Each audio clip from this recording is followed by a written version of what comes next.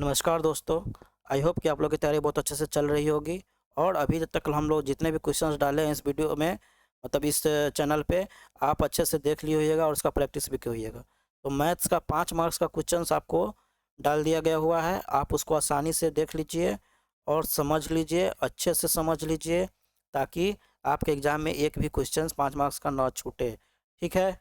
और ध्यान दीजिए, ऑब्जेक्टिव क्वेश्चन में बहुत बच्चा क्या करता है कि बहुत सारा छूट भी जाता है बच्चों को, और उसका कारण ये होता है कि वो इजी वाले क्वेश्चंस को छोड़ देते हैं और जो भास्ट क्वेश्चन होते हैं उसको पकड़ लेते हैं, जिस कारण से उसी में टाइम वेस्ट कर लेते हैं अपना। तो हम आपको यहाँ पे जो ऑब्जेक्टिव क्वेश्चंस लाए हैं, जो उसको जिसको ढूंढ कर आपको बनाना है, मतलब यहाँ पे वैसे क्वेश्चन डाले हैं जो आपके आसानी से जल्दी जल्दी बन जाएंगे, वैसे क्वेश्चन को डाले हुए हैं। तो आप ध्यान से देखिए, और जो ट्रिक दे दे रहे हैं, जो एकदम बेस्ट से बेस्ट ट्रिक है, आप 50 में 50 ऑब्जेक्टिव में लाइएगा। इतना गारंटी देते हैं कि 50 में 50 आपका ऑब्जेक्टिव आएगा। तो बस यही है कि आपको वहाँ पे जाकर ढूंढना है क्वेश्चंस को। ठीक है, कि हाँ इजी वाले क्वेश्चंस कौन है और उसको किस तरह से बनाना है। ठीक है। आइए, पहला नंबर क्वेश्चन है कि किसका दशमलव प्रसाद अशांत है। तो अशांत के लिए हम लोग सीधा जानते हैं बात कि अगर किसी बट्टा में 2 और 5 का गुणनफल होता है, मतलब 2 और 5 होता है, या सिर्फ 2 होता है या 5 रहता है, तो उसका दशमलव प्रसाद शांत होता है, शांत। ठीक है। लेकिन यहाँ पे अशांत बोल रहा है, तो देखिए 50 में 2 और 5 आ जाएगा, तो इसका तो शांत हो जाएगा। इसमें 243 में 2 और 5 नहीं है, मतलब इसका आंसर बी हो जाएगा। ठीक है। तो यही आपका दशमलव प्रसाद अशांत है, और आगे हम लोग को चेक करने की जरूरत नहीं है, आंसर मिल गया तो मिल गया। इसमें भी 2 और 5 आ जाएगा और इसमें 5 आ जाएगा, जिसके कारण से ये सब शांत दशमलव हो गया और ये अशांत दशमलव हो गया। ठीक है। तो 243 39। ठीक है। अब देखिए, एक अशून्य परिमेय अपरिमेय संख्या का गुणनफल होगा। अशून्य परिमेय, अशून्य मतलब जीरो नहीं होना चाहिए, अशून्य का मतलब जीरो नहीं होना चाहिए। तो कोई भी एक परिमेय ले लीजिए। तो परिमेय ले लिए हम लोग 3 ले लिए। ठीक है। ठीक है। और अपरिमेय संख्या ले लिए √3 ले लिए। ठीक है। तो इसको गुणनफल कीजिएगा तो 3√3 आएगा। मीन्स क्या हो जाएगा, परिमेय संख्या गुने अपरिमेय संख्या, अपरिमेय संख्या आता है, तो हमेशा अपरिमेय ही होगा। ठीक है। यहाँ पे भी समझ में आ गया होगा आपको। चलिए, अब तीसरा नंबर क्वेश्चन देखिए। तो यहाँ पे देखिए 7 7 लगातार है, यानी 7 पे 0.7 पे रेकरिंग हो जाएगा। तो जब भी बताए थे कि 0.7 पे रेकरिंग हो, तो कुछ नहीं करना है, 7 लिख देना है, और बट्टा में 1 पर रेकरिंग है तो 9, 7/9। ठीक है। तो इसका 7/9 हो जाएगा, कोई दिक्कत। अगर यहीं पे आपके पास 0.77 पर 2 रेकरिंग होता तो यहाँ पे 77 लिखते हम लोग, और बट्टा में 2 गो पर रेकरिंग है तो बट्टा 99 कर देते।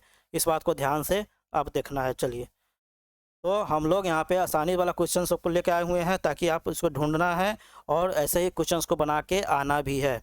चलिए, 4 नंबर ऑब्जेक्टिव क्वेश्चन देखिए, तो बन जाएगा आपसे। यदि एक मीनार के पाद से, पाद मतलब ये वाला हो गया, 10 मीटर दूर स्थित बिंदु पर मीनार का उन्नयन कोण, मीनार का उन्नयन कोण 60 डिग्री है, 60 डिग्री है। एक मीनार के 10 मीटर, यानी यहाँ पे दूरी दिया हुआ है आपका, यानी आपको ऊंचाई निकालना है। तो tan 60 डिग्री वाला ना निकाल दीजिएगा, tan 60 डिग्री बराबर h/10। ठीक है। तो tan 60 मतलब √3। ठीक है। तो h/10 यानी h बराबर कितना हो गया, 10√3 हो गया, मतलब ये गुना हो जाएगा तो 10√3 हो जाएगा। ठीक है। मतलब ABC इस तरह से। तो हम लोग जानते हैं कि tan बराबर क्या होता है, लंब बटा आधार होता है, तो h/10, तो 10√3 मीटर हो जाएगा। कोई प्रॉब्लम, कोई दिक्कत नहीं। देख रहे हैं कितना आसानी से बन रहा है। ऐसा ही से क्वेश्चन रहता है, लेकिन बच्चा सब क्या करता है, मिस्टेक कर देता है और भारी वाला क्वेश्चन बनाने लगता है। चलिए, अब कह रहा है एक छड़ की लंबाई, छड़ यहाँ पे हो गया लंबाई, और उसकी छाया का अनुपात, यानी अगर छड़ की लंबाई 1 है तो छाया का अनुपात √3 है। ठीक है। तो कह रहा है तो तब सूर्य का उन्नयन कोण क्या होगा, मतलब ये थीटा निकालना है। तो हम लोग जानते हैं tan थीटा बराबर होता है P बटा, मतलब ये P/B, मतलब लंब बटा आधार। तो लंब कितना दिया हुआ है, 1 दिया हुआ है, और आधार कितना दिया हुआ है, √3 दिया हुआ है। तो इसका आंसर कितना हो जाएगा, तो 1/√3 किसका मान होता है, tan 30 डिग्री का मान होता है। tan 30 डिग्री का मान कितना होता है, 1/√3 होता है। तो यहाँ पे थीटा का मान 30 डिग्री हो जाएगा। कोई दिक्कत, कोई प्रॉब्लम नहीं है, एकदम आसानी से बना लिए, नहीं बना लिए। चलिए, बहुत अच्छा। ऐसे ही बनाना है, इसी तरह क्वेश्चन सब आता ही है। अब हम लोग यहाँ पे 6 नंबर क्वेश्चन देखेंगे। सेम क्वेश्चन है जो ऊपर से यहीं पे था, ठीक है। वृक्ष है, उसकी छाया से √3 गुना होता है। यदि वृक्ष की ऊंचाई उसकी छाया से, यानी छाया अगर 1 है तो √3 गुना, मतलब यहाँ पे √3 हो जाएगा, तो ऊंचाई कितना हो गया, √3 हो गया। तो इसका उन्नयन कोण बताना है, तो ये तो 60 डिग्री हो जाएगा सीधा डायरेक्ट, कि 30 डिग्री का मान होता है 1/√3, तो यहाँ पे 60 डिग्री हो जाएगा। मतलब tan थीटा बराबर हम लोग जानते हैं P/B, मतलब √3/1, मतलब √3। तो √3 किसका मान होता है, 60 डिग्री का मान होता है, tan 60 डिग्री का ना, इसलिए 60 डिग्री हो गया। कोई दिक्कत नहीं, दिक्कत है, देख रहे हैं कितना आसानी से बन रहा है। और ऐसे ही क्वेश्चन सब आएगा ही आपके एग्जाम में, देख लीजिएगा। और क्वेश्चन बैंक से ऑब्जेक्टिव क्वेश्चन जरूर प्रैक्टिस करके जाइएगा, ठीक है। चलिए अब देखते हैं 7वां नंबर क्वेश्चन है आपका, π/3 अपरिमेय संख्या है। कोई पाई लग गया मतलब अपरिमेय संख्या, सीधा बात, कोई दिक्कत नहीं है। यदि p एक आभास है तब √p, √p है, रूट लिखा हुआ है, ठीक है, √p होगा। तो √p है, आभास संख्या कोई भी रहता है तो √2 हो गया, √3 हो गया, √5 हो गया, ये सब कौन सा संख्या है, आभास संख्या है, और ये अपरिमेय संख्या है।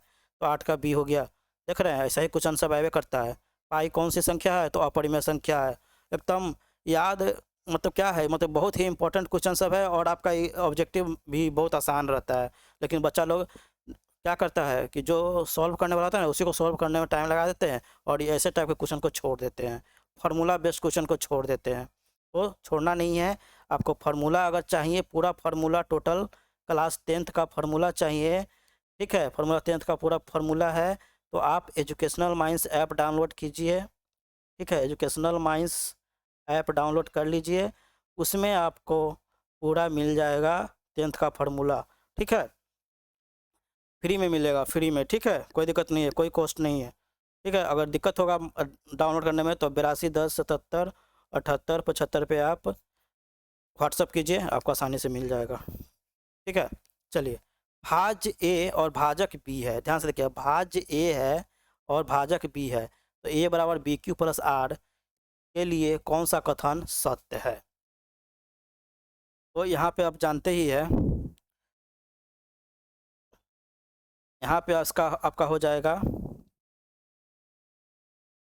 देखिए ध्यान से देखना पड़ता है ऐसे क्वेश्चन को, अगर ऐसा टाइप में अगर गड़बड़ा गए तो अब दिक्कत हो जाएगा आपको। तो यहाँ पे इसका आंसर हो जाएगा आपका बी, जो होगा बी से छोटा होना चाहिए आर, ठीक है, हमेशा बी से छोटा होना चाहिए आर, ठीक है। शेषफल जो होगा ये बी वाले से, यानी भाजक से हमेशा छोटा होगा शेषफल, ठीक है। और ये जो शेषफल होगा वो 0 के बराबर भी हो सकता है ना, तो 0 से बड़ा हो सकता है, तो आपका आंसर सी हो जाएगा, 10 का सी, ठीक है। चलिए अब आगे देखते हैं हम लोग, ठीक है, देखना भी है और समझना भी है एकदम ध्यान से।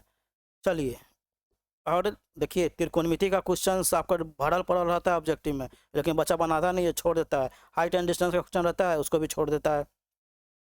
ए बी कह रहा है, एक ऊर्ध्वाधर दीवार है ए बी, ठीक है, जिसका बी भाग भूमि से संपर्क में है। ए सी एक सीढ़ी है, ठीक है, ए सी एक सीढ़ी है, जमीन से सी बिंदु पर टिकी है। तो कोण ए सी भी जो है 45 डिग्री है, यहाँ पे ये 45 डिग्री है। बी सी 5 मीटर है। तो सी डी की लंबाई बताए, तो सी डी की लंबाई बताना है, मतलब कर्ण हो गया ये वाला, ठीक है, ए सी कर्ण हो गया और ये आधार हो गया। तो कर्ण बटा आधार किसका होता है, कर्ण बटा आधार, ऐसे समझिए, आधार बटा कर्ण किसका होता है, इस ये आसानी से समझ में आ जाएगा। आधार बटा कर्ण, आधार बटा कर्ण होता है कॉस थीटा का, ठीक है, कॉस थीटा का। तो कॉस 45 का मान कितना होता है, यहाँ पे आधार 5 दिया हुआ है, ध्यान से देखिए, आधार आधार दिया हुआ है 5, और कर्ण तो निकालना ही है, मतलब ए सी निकालना ही है, और कॉस 45 दिया हुआ है।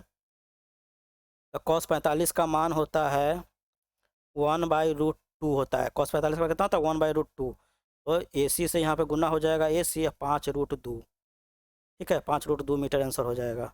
इसका आंसर क्या हो जाएगा, 5√2 मीटर। कोई दिक्कत, कोई दिक्कत नहीं, देख रहे हैं कितना आसानी से बन जा रहा है। बहुत ही अच्छा क्वेश्चन सब रहता है, बच्चा सब छोड़ के चलाता है, ठीक है। हम यहाँ पे 12 नंबर का ऑप्शन दे देते हैं, तब उसके बाद क्वेश्चन बनाएंगे। 20 मीटर है, ठीक है, 20√2 होगा शायद, देख लीजिएगा इसमें, 20√2 या 3 होगा, सॉरी 25/√3, यहाँ पे आपका दिया हुआ है 25/√3 मीटर, यहाँ दिया हुआ है 25√3 मीटर। चलिए अब इसको बनाते हैं, बन रहा है कि नहीं देखते हैं हम लोग। मनुष्य किसी बिजली के खंभे को, बिजली का खंभा है यहाँ पे, शिखर से देखता है कि धरातल एक बिंदु का अवनमन कोण 60 डिग्री है। अवनमन कोण 60 डिग्री है, मतलब ये वाला 60 डिग्री ऊपर से देख रहा है, ठीक है, ऊपर से देख रहा है, मतलब ये ऊपर से देख रहा था 60 डिग्री यहाँ पे हो गया, ठीक है। तो यदि खंभे के पाद बिंदु से दूरी 25 मीटर, यानी मीटर दूरी दिया हुआ है यहाँ पे, ठीक है। तो हमको निकालना क्या है सर जी, खंभे की ऊंचाई निकालनी है। तो खंभे की ऊंचाई हम लोग किससे निकालते हैं, tan थीटा से ना निकालते हैं। तो tan 60 डिग्री बराबर h/25 लिख सकते हैं। तो tan 60 का मान कितना हो गया, √3 हो गया, और h/25 हो गया, तो h बराबर 25√3 मीटर नहीं हो जाएगा। चलिए, बहुत आसान क्वेश्चन था, है ना, काफ़ी आसान है। इसको एक दो बार वीडियो देखिएगा, एकदम आसानी से आपका क्वेश्चन बन जाएगा, ठीक है। चलिए आगे देखते हैं हम लोग। 13 नंबर क्वेश्चन देखिएगा आप। एक दिए बिंदु जो केंद्र नहीं है से किसी जो केंद्र नहीं है से किसी वृत्त के कितने व्यास गुजर सकते हैं। ध्यान से क्वेश्चन का प्रश्न समझना बहुत बहुत जरूरी है। कह रहा है कि एक वृत्त दिया हुआ है, लेकिन इसमें एक और बिंदु जो केंद्र के अलावा एक और बिंदु है, मतलब जो केंद्र नहीं है। कह रहा कि दिया गया एक बिंदु है जो केंद्र नहीं है, केंद्र को छोड़कर कहीं और एक बिंदु ले लीजिए, ठीक है, कहीं पे यहीं पे बिंदु ले लीजिए, ठीक है। तो वृत्त के कितने व्यास गुजर सकते हैं, तो आप बता सकते हैं। इस वाले बिंदु से आप एक एक ना व्यास खींच सकते हैं डायरेक्ट। मतलब अगर इधर से खींचिएगा तो ये जीवा हो जाएगा, फिर इधर से खींचिएगा तो जीवा हो जाएगा। तो कभी भी खींचिएगा तो एक एक को व्यास खींचेगा, तो इसका आंसर एक व्यास हो जाएगा, ठीक है। चलिए अब आगे देखते हैं क्या क्वेश्चन दिया हुआ है आपका। x⁵ माइनस x⁴ प्लस 3 के घात है, तो सबसे हाईएस्ट वाला जो होता है वो घात हो जाता है, ठीक है। तो इसका 5 आंसर हो जाएगा, ठीक है। 14 नंबर का आंसर सी हो जाएगा। लेकिन सॉरी घात बोल रहा है, बट 14 नंबर का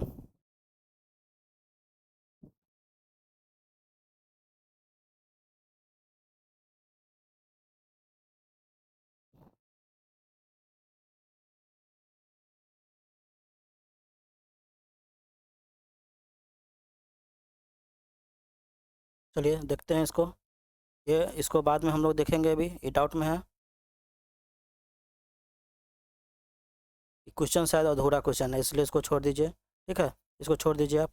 ऐसे क्वेश्चन जब भी है तो मतलब जो आपसे बनने वाला नहीं होगा उसको स्किप करके चलना है, ठीक है। हम इसमें बता भी देंगे कि कौन सा क्वेश्चन स्किप करना है। ये डाउटफुल है क्वेश्चन, इसलिए इसको छोड़ दीजिए। चलिए अब आते हैं आगे। अब 5वां नंबर क्वेश्चन देखिएगा आप, 15वां नंबर क्वेश्चन देखिएगा कि कौन एक चर में बहुपद है। एक चर में बहुपद है, तो इसका ऑप्शन दिया हुआ है आपको, ध्यान से देखिएगा। x² plus y² plus c²। दूसरा ऑप्शन दिया हुआ है 4x² माइनस 3x प्लस 7, ठीक है। अब आगे देखते हैं यहाँ पे। और तीसरा ऑप्शन दिया हुआ है x⁻10 plus y³ plus t⁻60। चलिए अब एक दिया हुआ है x⁵ प्लस y⁴ z⁵। ये आपका ऑप्शन दिया हुआ है, तो इसका आंसर क्या हो सकता है। देखिए ऐसे ऐसे टाइप का क्वेश्चन को आपको छोड़ना है, ठीक ना। ये आपको समझ में नहीं भी आ रहा होगा तो इसको छोड़ देना है, ठीक है। इसका आंसर ऐसे 4x² माइनस ये हो जाएगा, ठीक है। एक चर में बहुपद यही है। एक चर मतलब एक ही गो चर संख्या होगा, ठीक है, x सिर्फ, ठीक है। XYZ में 3 गो चर संख्या है, ठीक है। इसलिए कह रहा है कि एक चर में कौन है, तो x² माइनस 3x प्लस 7 ये एक चर में हो गया बहुपद, ठीक है, आ गया। चलिए अब आगे देखते हैं हम लोग। 2 माइनस x² प्लस x³ में x³ का गुणक, तो x³ का गुणक 1 है ना, है इसमें x³ का गुणक कौन है, 1 है। चलिए किसी वृत्त की परिधि के, ठीक है, ये वृत्त हो गया, ठीक है, केंद्र हो गया। वृत्त के परिधि पे कोई एक बिंदु ले लीजिए। किसी बिंदु से कितने व्यास खींचे जा सकते हैं, तो कोई भी एक मतलब एक बिंदु लेना है, तो उस बिंदु से एक एक ना व्यास खींच सकते हैं। इधर खींचिएगा तो जीवा हो जाएगा, इधर खींचेगा तो जीवा हो जाएगा, लेकिन एक एक व्यास हम लोग खींच सकते हैं, तो इसलिए इसका एक आंसर हो जाएगा, ठीक है। चलिए, अब 18 नंबर क्वेश्चन देखिएगा आप यहाँ पे। किसी चाप द्वारा केंद्र पर अंतरित कोण उसके द्वारा वृत्त के शेष भाग के किसी बिंदु पर अंतरित कोण का होता है, तो इसका आंसर हो जाएगा 2 गुना होता है। ये प्रमेय है आपका, ठीक है, ये प्रमेय है, प्रमेय पढ़े होइएगा तो ठीक रहेगा। ये प्रमेय है, मतलब समझिए, इसको समझा भी देते हैं आपको। कह रहा है कि यहाँ पे बोल रहा है कि, और देखिए मतलब कहने वाला किसी चाप द्वारा, ये चाप ले लिए हम लोग यहाँ पे, ये चाप हो गया। चाप द्वारा केंद्र पर अंतरित कोण, ठीक है, केंद्र पर अंतरित कोण उसके द्वारा वृत्त के शेष भाग पर किसी बिंदु पर, ठीक है, शेष भाग पर किसी बिंदु पर, ठीक है, किसी बिंदु पर अंतरित कोण का, यानी इसका दुगुना होता है ये वाला कोण, ठीक है, इसका दुगुना होता है ये वाला कोण। आ जाइए आगे बढ़ते हैं हम लोग। अर्धवृत्त के कोण के कितने अंशों का होता है? तो अर्धवृत्त के कोण के अंशों का कोण होता है आपको 90 डिग्री का होता है, ठीक है। चलिए, निम्नलिखित में से कौन त्रिघाती बहुपद है? इसका ऑप्शन दे देते हैं आपको।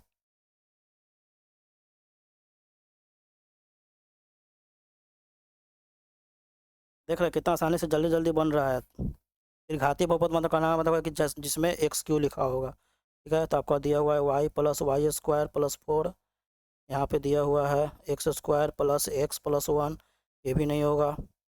X minus X Q plus 1, ठीक है, 2 minus Y square minus Y, Q सिर्फ इसमें है, त्रिघाती बहुपद यही है, ठीक है।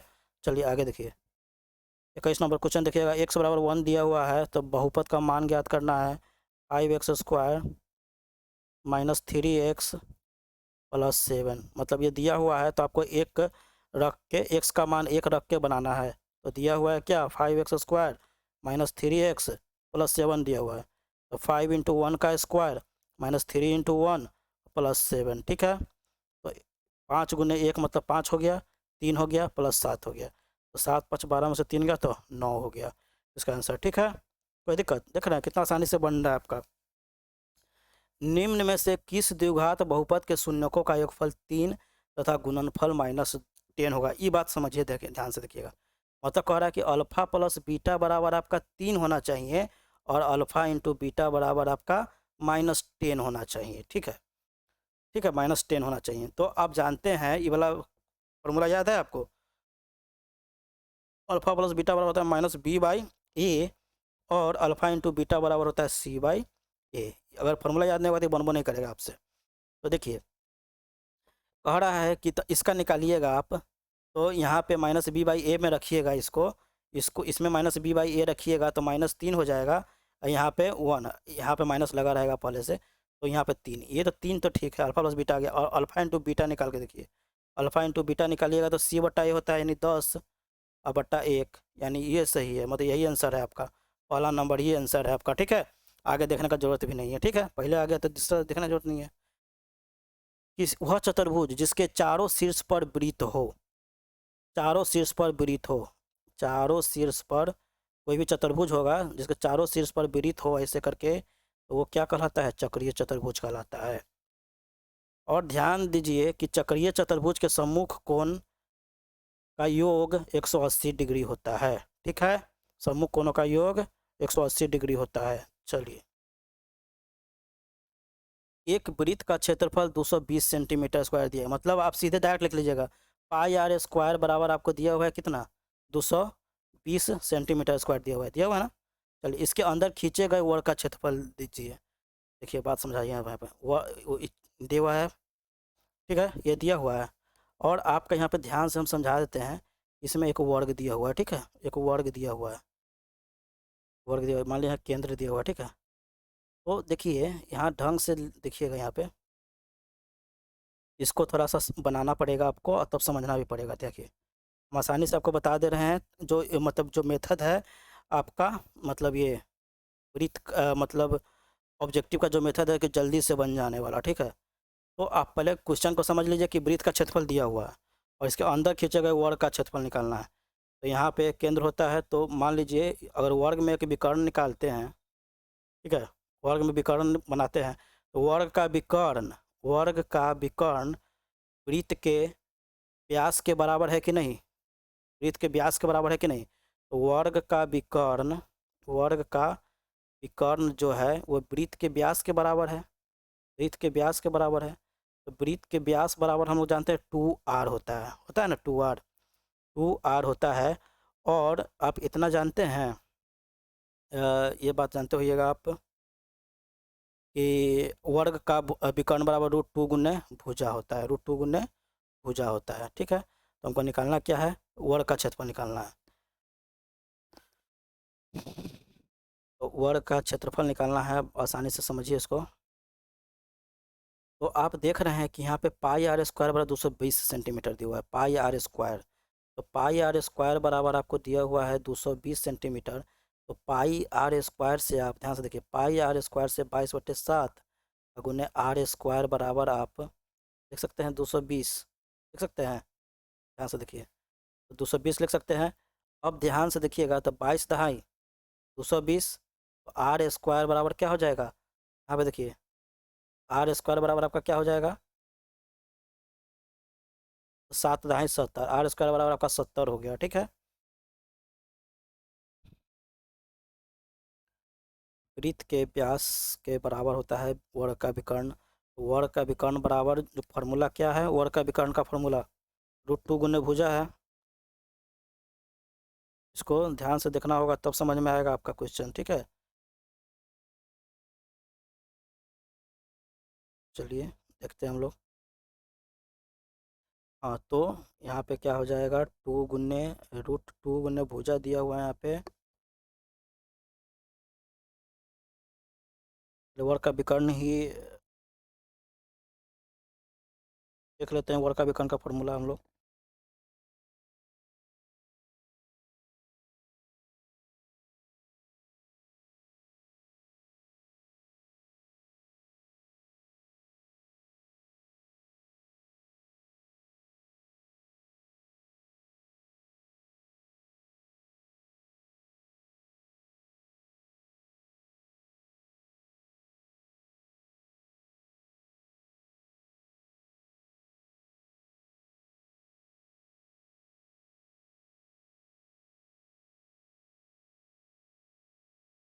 ओके, तो हम लोग देखते हैं यहाँ पे, चलिए आइए। वर्ग का विकर्ण बराबर तो √2 गुने भुजा ही होता है, और यहाँ पे आपको 2r दिया हुआ है। और आपका यहाँ पे देखिए, वर्ग का वृत्त का क्षेत्रफल पाई आर स्क्वायर होता है। तो यहाँ पे आर स्क्वायर बराबर आपको 70 आ रहा है।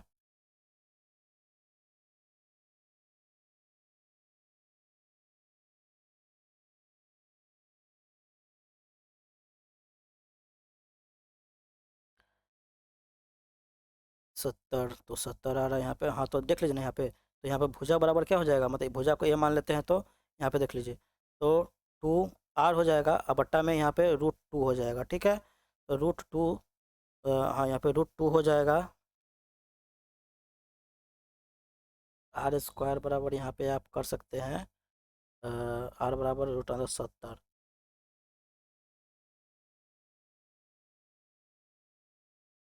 √2r, हाँ तो यहाँ पे √2 से ये √2 बार में ख़त्म हो जाएगा, √2 में ख़त्म हो जाएगा कि नहीं।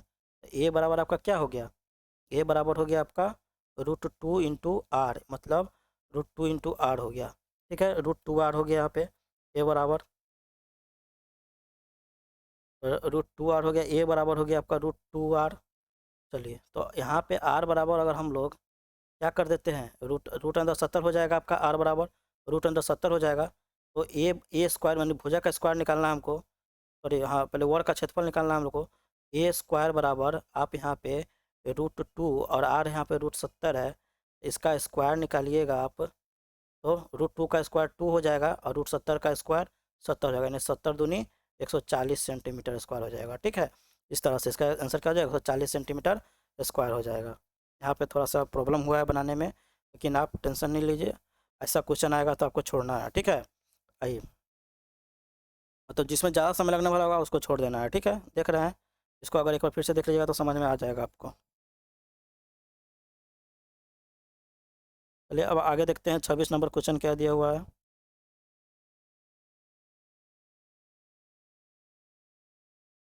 आर त्रिज्या वाले वृत्त में थीटा डिग्री कोण वाले त्रिज्यखंड का संगत चाप की लंबाई क्या होगी? संगत चाप की लंबाई क्या होगी? तो इसका ऑप्शन दिया हुआ है 2 पाई r थीटा बटे 180 डिग्री, 2 पाई r थीटा बटे 360 डिग्री, 360 डिग्री, पाई r² थीटा बटे 180 डिग्री, 2 पाई r² थीटा बटे 360 डिग्री। इस तरह से दिया हुआ है आपको। तो संगत चाप की लंबाई निकालने के लिए क्या फार्मूला होता है, आपको याद है? नहीं याद है तो आप देख लीजिएगा, फार्मूला सब देख के जाइएगा, क्योंकि कुछ फार्मूला ही पूछ देता है ऑप्शन वाला में। ठीक है, तो 26 का ऑप्शन नंबर बी हो जाएगा, कोई दिक्कत नहीं है। 2 पाई r थीटा बटे 360 डिग्री होता है। ठीक है, चलिए अब 27 नंबर का आंसर देखते हैं हम लोग। इसका शून्यक निकालना है। ठीक है, x² 5x माइनस 12 का शून्यक निकालना है। अगर हम लोग 12 का निकालते हैं तो 12 का निकालेंगे, 12 दूनी 24, 12 दूनी 24 हो रहा है। ठीक है, 12 दूनी 24, इसका शून्यक निकालना है हमको, और यानी अल्फ़ा और बीटा निकालना है, शून्यक निकालना है इसका।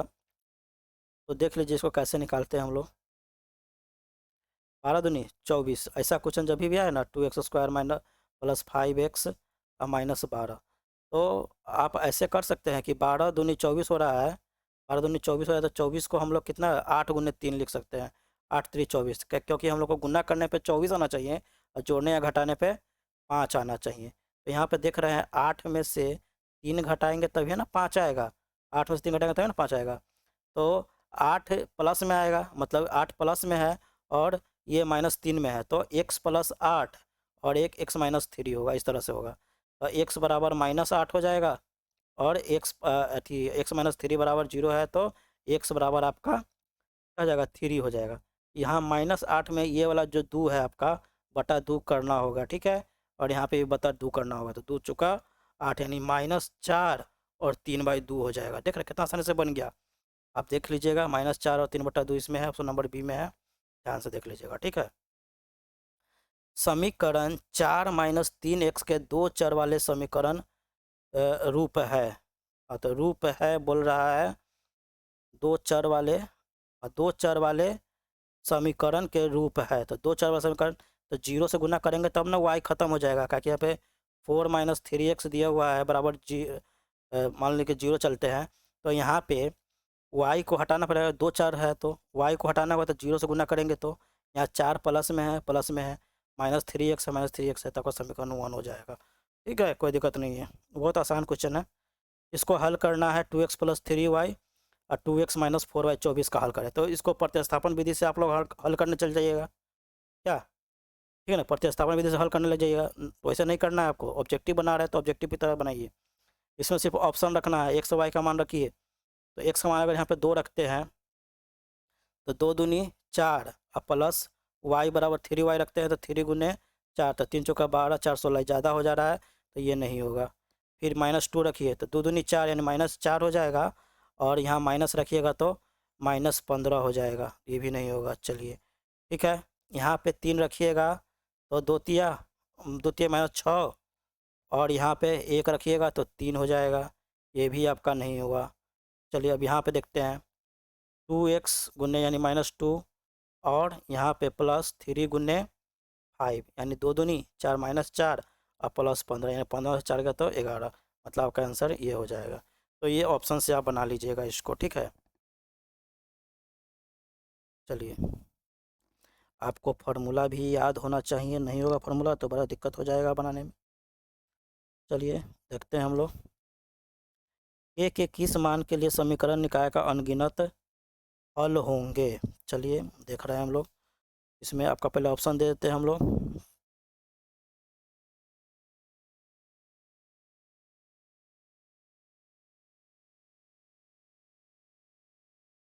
4x + ky,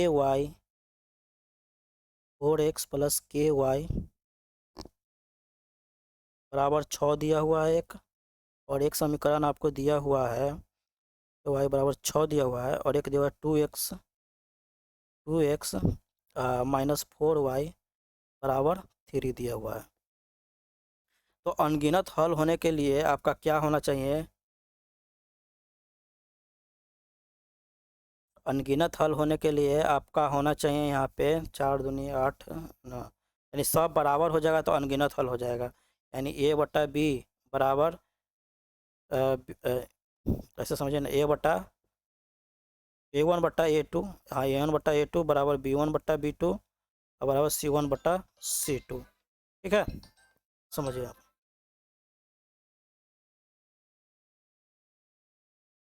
हाँ हेलो, इसलिए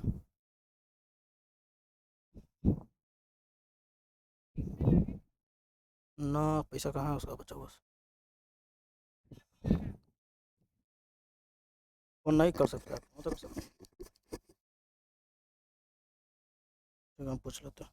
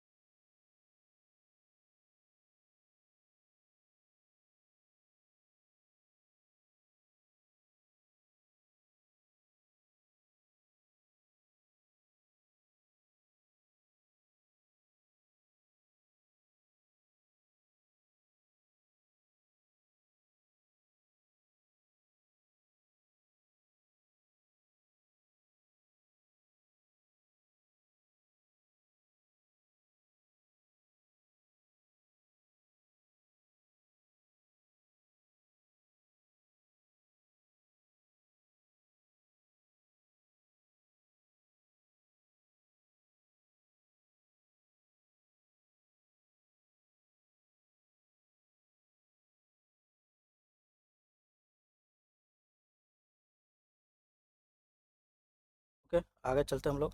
तो इस तरह से रहेगा A1/A2, B1/B2, C1/C2 रहेगा। तो क्या करिएगा, मतलब 4/2 बराबर K/-4 इस तरह से आएगा। ठीक है, तो 2 दूनी 4 हो गया। ठीक है, तो K बराबर क्या हो गया, -8 हो गया। तो इसका आंसर क्या हो जाएगा, -8 हो जाएगा। चलिए अब आगे चलते हैं हम लोग। देखिए थोड़ा जल्दी जल्दी रहेगा। चलिए अब आपका क्वेश्चन नंबर देखिए 31। ठीक है, 31 नंबर क्वेश्चन में आपका क्या कह रहा है, ध्यान से देखना है और समझना भी है। तो 12 सेंटीमीटर त्रिज्या वाले में, मतलब आपका ऑप्शन दे देते हैं, 150 डिग्री, 120 डिग्री, 75 डिग्री और 60 डिग्री, इस तरह से ऑप्शन होगा। तो 12 सेंटीमीटर त्रिज्या वाले वृत्त के एक चाप की लंबाई 10 सेंटीमीटर, चाप की लंबाई दी हुआ है 10 सेंटीमीटर। तो इससे चाप के कोण की माप निकालना है, क्या होगा। ठीक है, तो चाप की माप निकालना है, मीन्स 2πr थीटा बराबर हो जाएगा 2πr थीटा 360 होता है। तो 4 सेंटीमीटर चाप की लंबाई 10 सेंटीमीटर दिया हुआ है। तो चलिए, तो इसका अगर फार्मूला याद रहेगा चाप की लंबाई वाले तभी आप बना पाइएगा। तो देखते हैं फार्मूला हम लोग इसका। देखिए, फार्मूला अगर याद नहीं रहेगा ना तो बनबो नहीं करेगा आपसे, तो इसलिए पहले फार्मूला तो याद कर लीजिएगा आप लोग किसी भी हालत में। ठीक है, चलिए हम लोग फार्मूला देखते हैं। ये फार्मूला हम लोग इसका देख रहे हैं। अगर चाप त्रिज्य खंड का परिमाप, सॉरी क्या निकालना है हमको, 2 पाई आर। तो चाप की लंबाई निकालने के लिए फार्मूला है, जानते हैं कि चाप की लंबाई बराबर निकालना रहता है तो थीटा वट्टा 360 गुने 2 पाई आर होता है। तो 2 से 180 बार में कट जाएगा तो क्या हो जाएगा, तो सीधे आप लिख सकते हैं पाई आर थीटा बराबर, ठीक है, पाई आर थीटा बराबर क्या हो जाएगा, 180 डिग्री। ऐसे भी लिख सकते हैं पाई आर थीटा बराबर। तो यहाँ पे तो लंबाई आपको 10 सेंटीमीटर दे दिया हुआ है, बराबर 10 सेंटीमीटर करके बना दीजिएगा। तो पाई का मान कितना है, 22/7 है। यहाँ से देखिएगा 22/7 है। आर का मान दिया हुआ है 12 सेंटीमीटर। थीटा यहाँ पे दिया हुआ है, यहाँ बट्टा में 180 है। ठीक है, 180 डिग्री बराबर 10 दिया हुआ है। तो यहाँ पे देखिए 12 × 15 कर देंगे। ठीक है, 12 × 15, तो थीटा बराबर आपका हो जाएगा,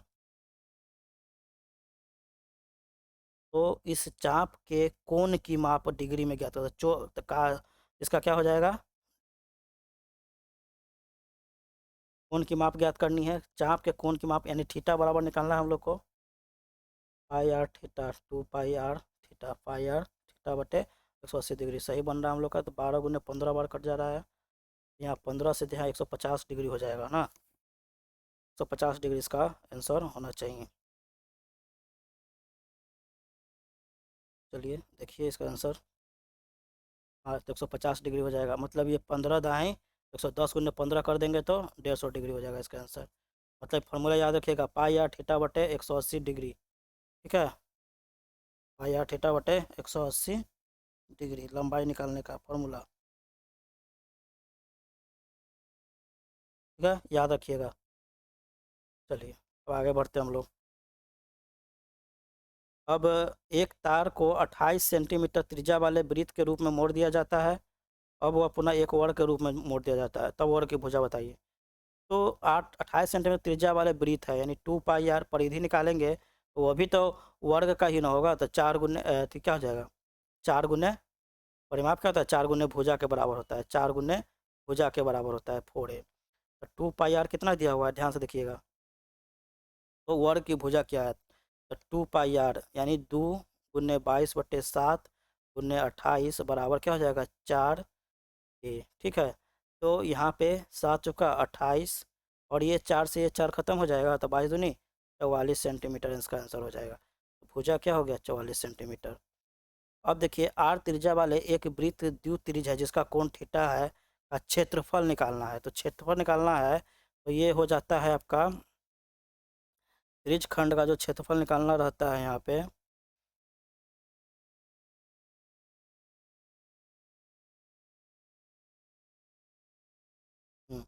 तो इसका आंसर हो जाएगा आपका ये,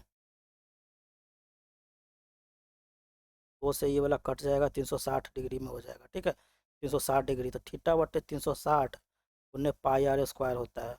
इतना बात याद रखिएगा, 300 पाई आर स्क्वायर होता है इसका फॉर्मूला, थीटा बटे 360 उन्हें पाई आर स्क्वायर होता है। ठीक है, तो यहाँ पे ये ऑप्शन थोड़ा सा घुमा के दिया हुआ है, तो इसका आंसर हो जाएगा आपका 3 नंबर। ठीक है, कोई दिक्कत देख रहे हैं, फॉर्मूला याद नहीं रहेगा तो बनवा नहीं करेगा आपसे।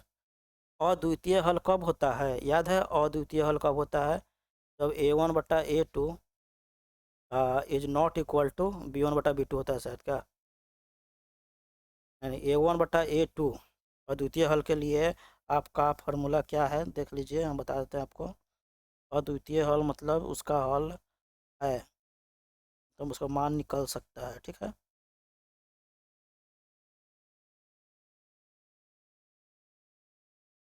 देखते हैं हम लोग यहाँ पे, हाँ किया हुआ है।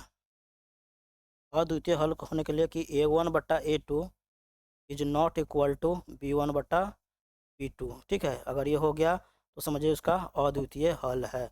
तो देखिए आपको क्या दिया हुआ है, A1/A2 मतलब इधर 1 है, तो 1/3 इज नॉट इक्वल टू होना चाहिए -2/K, -2/K, यानी 2 तिहाई 6, तो K बराबर क्या हो जाएगा -6, यानी K 6 -6 के बराबर नहीं होना चाहिए, ये जो है -6 के बराबर नहीं होना चाहिए, ठीक है। ठीक है, तो यहाँ पे माइनस माइनस छूट गया हुआ यहाँ पे, इसका आंसर बी हो जाएगा, ठीक है।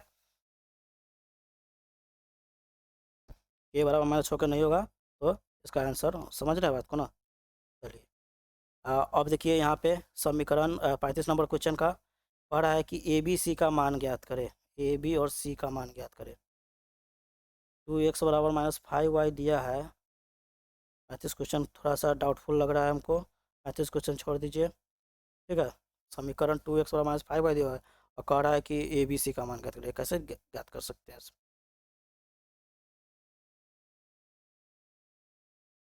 हाँ कर सकते हैं, क्यों नहीं कर सकते हैं, देखिए कर सकते हैं। यहाँ पे क्या कर सकते हैं, देखिए यहाँ पे सॉरी डाउटफुल नहीं है, मतलब क्या है 2x यहाँ +5y, ठीक है। जो अथी रैखिक समीकरण नहीं होता है उसका 2x +5y, -5y तो इधर +y हो जाएगा, यहाँ पे +0 हो जाएगा। तो ये हो गया, ये b हो गया और ये c हो गया। तो a का मान 2, b का मान 5, a का मान 2, b का मान 5, c का मान 0, कैसा c हो जाएगा, ठीक है। अगर y बराबर 3x + 5 है, अगर रैखिक समीकरण रहता है, ठीक है, तो इसके कई हल अनेक रूप से अपरिमित रूप से अनेक हल हो सकते हैं, ठीक है। ताकि यहाँ पे x का मान आप बहुत सारा डाल सकते हैं, ठीक है, तो अपरिमित रूप से अनेक हल हो सकते हैं। चलिए एक पहिए का व्यास 40 सेंटीमीटर है, 176 मीटर की दूरी तय करने में से कितने चक्कर लगाना पड़ेंगे। तो व्यास मतलब दूरी तय कर रहा है, तो परिधि का ही ना दूरी तय कर रहा है। अब देखिए यहाँ पे 176 मीटर दिया हुआ है, मतलब 176 सेंटीमीटर हो जाएगा, ठीक है। तो अब देखिए यहाँ पे कह रहा है कि व्यास 40 सेंटीमीटर, तो त्रिज्या 20 सेंटीमीटर हो जाएगा ना, त्रिज्या 20 सेंटीमीटर हो जाएगा। तो 2πr निकालिए, 2πr निकालिएगा तो 2 × 22/7 × 20, ठीक है। 2 × 20 22 × 22/7 × 20, ठीक है। तो यहाँ पे ये चीज़ आ गया आपका, मतलब हाँ तो इसको करिएगा तो क्या आ जाएगा, इतना आपका आ गया। तो अब इसमें भाग कर दीजिएगा तो चक्कर का पता चल जाएगा, ठीक है। तो 2 × 22/7 × 20, ठीक है। चलिए तो 22 दूनी 44, 4 बार में कटेगा तो 400 हो गया, 20 भी सही है, 400 हो गया, इस 7 ऊपर जाएगा तो 20 × 7 यानी 140 बार चक्कर लगाएगा, ठीक है। इसका आंसर हो गया। एक बेलन और शंकु के आधार समान है, आधार समान है, उनका ऊंचाई भी समान है, उनके आयतनों का अनुपात क्या होगा। बेलन और शंकु वाला हम लोग पिछले 5 नंबर मार्क्स वाले में क्वेश्चन में पढ़े हुए थे। तो बेलन का आयतन जानते हैं क्या होता है, बेलन का आयतन होता है πr² होता है, त्रिज्या मालूम है हमको कि वही होता है, ठीक है। तो ये 1 हो गया, चलिए। और शंकु का आयतन होता है 1/3πr² होता है, ठीक है। तो πr² से तो πr² खत्म हो गया, तो बच गया 1/13 यानी 3:1, यानी 3:1 इसका हो जाएगा, ठीक है। तुम लोग का अनुपात कोई दिक्कत। ऊपर बेलन का आयतन लिखे हुए हैं, नीचे शंकु का आयतन लिखे हुए हैं, याद रखिएगा। शंकु की ऊंचाई h है, आधार की त्रिज्या 1 है, आधार की त्रिज्या 1 है, तो इसका क्या हो जाएगा, आयतन निकालना है। 1/3πr² हो जाएगा, ठीक है, πr² हो जाएगा।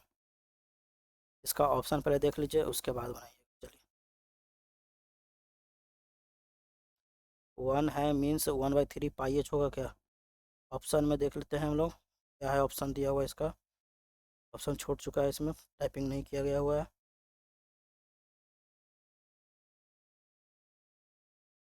चलिए देखिए यहाँ पे ऑप्शन दिया हुआ है 1/3πr/h, ठीक है, फिर 1/3πr²h, इस तरह से। फिर उसके बाद दिया हुआ है 1/3, त्रिज्या r है, यहाँ पे r दिया हुआ है, ठीक है, त्रिज्या r है, तो 1/3πr/QH इस तरह से है, 1/3πr/h²। इसका तो फार्मूला मालूम ही है कि शंकु का आयतन क्या होता है, 1/3πr²h, ठीक है। चलिए, कौन सा युग्म समीकरण का हल है? तो एक्स माइनस टू बराबर 4 दिया हुआ है, ठीक है। तो यहाँ पे एक्स का वैल्यू क्या रखिएगा और वाई का वैल्यू क्या रखिएगा कि 4 आ जाए। तो एक्स का वैल्यू अगर 0 रखते हैं और वाई का वैल्यू 2 रखते हैं तो यहाँ पे तो 0 रहेगा, यहाँ -4 हो जाएगा, जो कि नहीं आएगा, तो ये गलत हो गया। चलिए, इसको 2 रखते हैं, यहाँ 0 रखते हैं तो ये भी नहीं होगा, यहाँ 4 रखते हैं, यहाँ 0 रखते हैं तो यही हो जाएगा, ठीक है।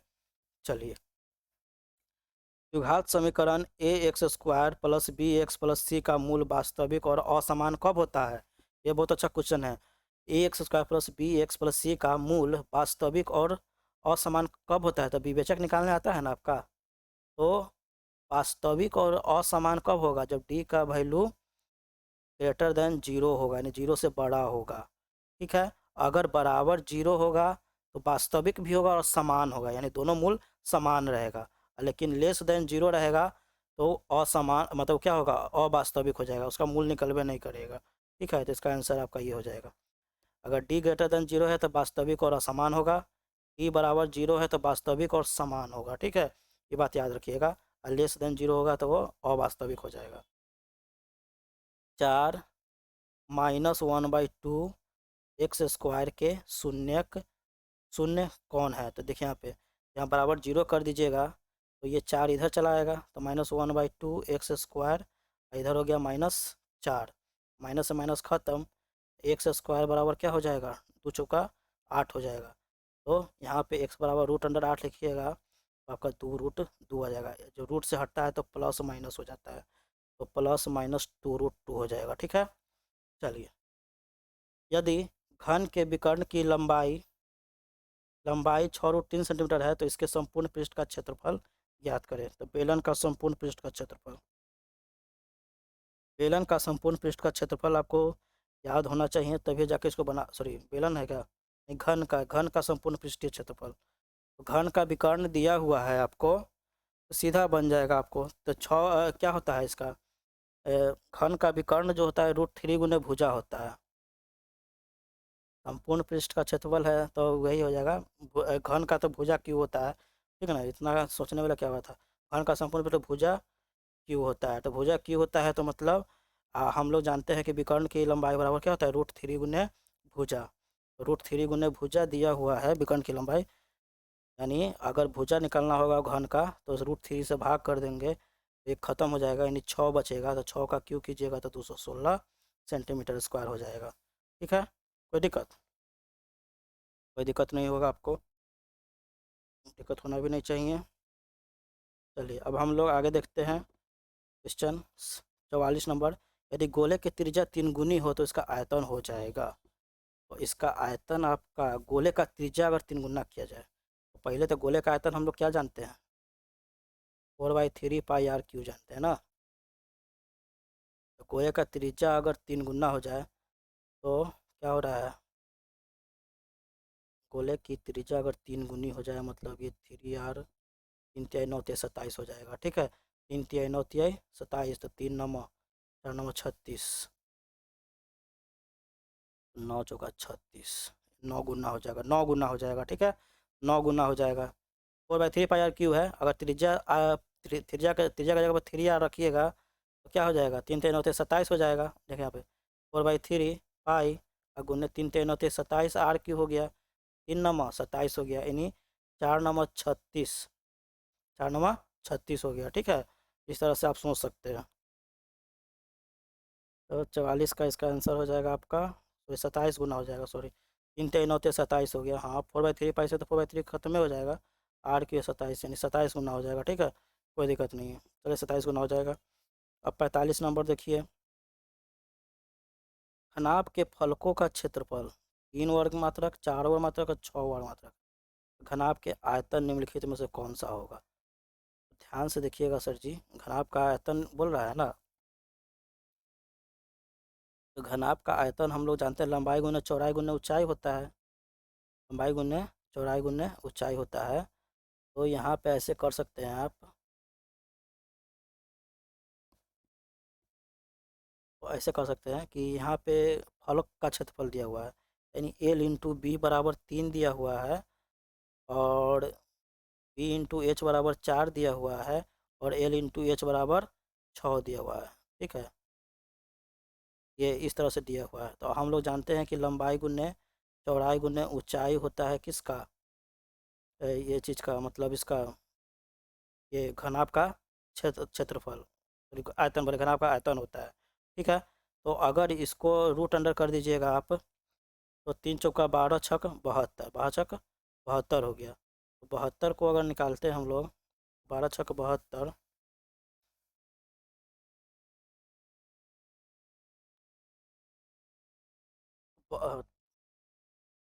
12 छक 72 ना, 12 छक 72 इसका। ठीक है, एक घनाभ का संलग्न फलकों का क्षेत्रफल इतना है। इसका फॉर्मूला देखिए, घनाभ वाला फॉर्मूला याद नहीं रहने पे यही प्रॉब्लम होता है। सॉरी हाँ, घनाभ का संपूर्ण पृष्ठीय क्षेत्रफल ना इतना ये होता है, तो घनाभ का आयतन होता है लंबाई गुना चौड़ाई गुना ऊंचाई। 3 4 7 6 13, 3 4 7 6 13 26 26। ठीक है, इस ये थोड़ा सा डाउटफुल, थोड़ा लंबा क्वेश्चन है, ये समझने के बाद कोशिश कीजिए।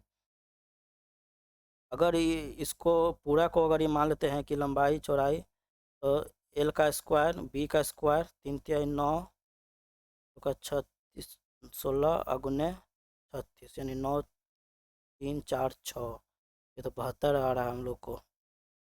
अच्छा, इसको ये क्वेश्चन को आप स्किप करिएगा। ठीक है, इस क्वेश्चन का आंसर नहीं समझ में आ रहा है, इसको स्किप कर दीजिएगा आप, ऐसे क्वेश्चन को। ठीक है, ऐसे क्वेश्चन को नहीं बनाइएगा आप। चलिए, यदि मूल 3 है और -3 है तो द्विघात समीकरण निम्नलिखित में से क्या होगा। ठीक है, यदि मूल 3 है और -3 है तो द्विघात समीकरण निम्नलिखित में से क्या होगा। तो जो जानवे करते हैं ना, ये क्या होता है, एक्स स्क्वायर माइनस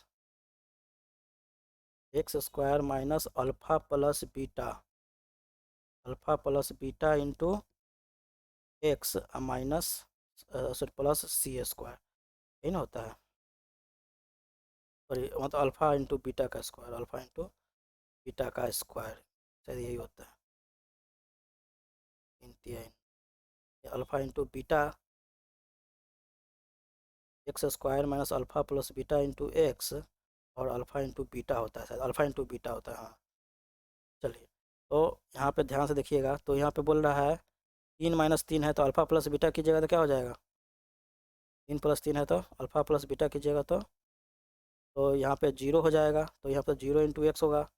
ठीक है, चलिए, और यहाँ पे 3 3 9 यानी -9 हो जाएगा, -9, तो एक्स स्क्वायर माइनस 0 -9, यानी एक्स स्क्वायर -9 हो जाएगा। ठीक है, 46 का ए नंबर। अब कह रहा है कि आर एक्स स्क्वायर की एक्स प्लस डी बराबर 0 दिया हुआ है, तो मूल अल्फ़ा का मान निम्नलिखित में क्या होगा। तो इसका आंसर हो जाएगा, आपको बता देते हैं। डी बराबर 0 जब आता है तो क्या होता है, मूल समान होता है। ठीक है, मूल समान होता है, तो आप वो इस वाले फॉर्मूला पे बना सकते हैं, प्लस माइनस वाला करके नहीं होता है, माइनस प्लस बी वाला करके करके बना सकते हैं। तो इसका आंसर -q/2 r होगा, सॉरी q/2 r हो जाएगा। ठीक है, इसका आंसर हो जाएगा q/2 r हो जाएगा। ये आपका इस वाले फॉर्मूला पे बना हुआ है, B square sorry -b plus minus root under D बट्टा में 2a होता है। ठीक है, तो -b है मतलब -q, माइनस माइनस क्यू हो गया। अब प्लस यहाँ पे 0 हो जाएगा। ठीक है, और 2a का मान कितना दिया हुआ है, r दिया हुआ है, 2r हो गया, तो प्लस क्यू बटे 2r हो गया, यही है आंसर। ठीक है, ये आप जानते हैं फॉर्मूला उसी का है। चलिए, सी एक्स स्क्वायर माइनस बी है तो बीटा का मान निकालना है। डी बराबर 0 दिया हुआ है, मतलब सेम इसी वाला फॉर्मूला पे बन जाएगा, तो -b यानी प्लस बी हो जाएगा बटे 2c हो जाएगा, b/2c। ठीक है, 48 का ये हो जाएगा, कोई दिक्कत। डी बराबर 0 मतलब मूल समान है। ठीक है, मूल समान है, आप समझ रहे बात को, फार्मूला यही है। ठीक है, याद रखिएगा। चलिए, ये क्वेश्चन सब याद रखना वाला है। अब आते हैं 49 नंबर क्वेश्चन की। 49 में आपका आंसर हो जाएगा किसका, मतलब योगफल दिया हुआ है 6 ये -16 दिया हुआ है, ठीक है, तो -16 तो रहेगा ही। और योगफल दिया हुआ है इसमें, मतलब हम जानते हैं x square minus alpha plus beta into x plus, sorry, plus क्या होता है, प्लस अल्फ़ा इंटू बीटा होता है, ठीक है। अल्फ़ा प्लस बीटा है, तो अल्फ़ा प्लस बीटा यहाँ पे 6 दिया हुआ है, तो x square minus 6x plus -16, x square minus 6x minus 16, यानी ऑप्शन बी हो जाएगा, ठीक है। एक घनाभ के 3 संलग्न फलनों का X square Y square Z square है, तो इसका आयतन बराबर होगा।